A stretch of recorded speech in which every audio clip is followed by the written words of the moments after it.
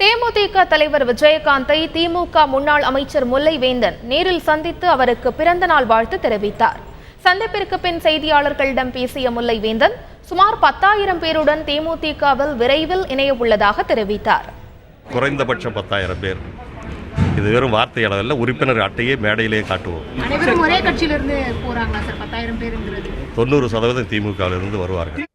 திமுகவில் உண்மையாக உழைப்பவர்களுக்கு மதிப்பு இல்லை என தெரிவித்த முல்லைவேந்தன் கருணாநிதியிடம் தற்போது கட்சி இல்லை என்றும் கூறினார். உழைக்கிறவங்களை யாரும் பிடிக்காது, உண்மையை பேசுறவங்களை பிடிக்காது, ஏன் என்று கேள்வி கேட்பவர்களை பிடிக்காது, நியாயத்தை சொல்லுகிறவர்களை அறவே ஸ்டாலினுக்கு பிடிக்காது. கலைஞரோடு யார் நெருக்கமாக இருந்தாலும் அவரை கலைஞர் ஏற்றுக்கொள்ள, ஸ்டாலின் ஏற்றுக்கொள்ள மாட்டார். அவர் என் வீட்டு திருமணத்திற்கு வந்தார் என்பதற்காகவே என்னை அழகிரி ஆள் என்று முத்திரை குத்தினார் ஸ்டாலின். அவ்வளோதான். நான் அழகிரியுடைய ஆதரவாளரோ இன்னொருடைய ஆதரவாளரோ, நான் திமுகவில் கலைஞருடைய தொண்டனாக இருந்தவன்.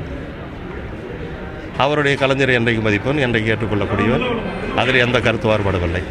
இன்றைக்கு அவரிடம் கட்சி இருக்கிறதா என்றால் இல்லை. பெயரளவில் அவர் தலைவர், மீதி அனைத்தும் ஸ்டாலின் என்ற சர்வாதிகாரியிடம்.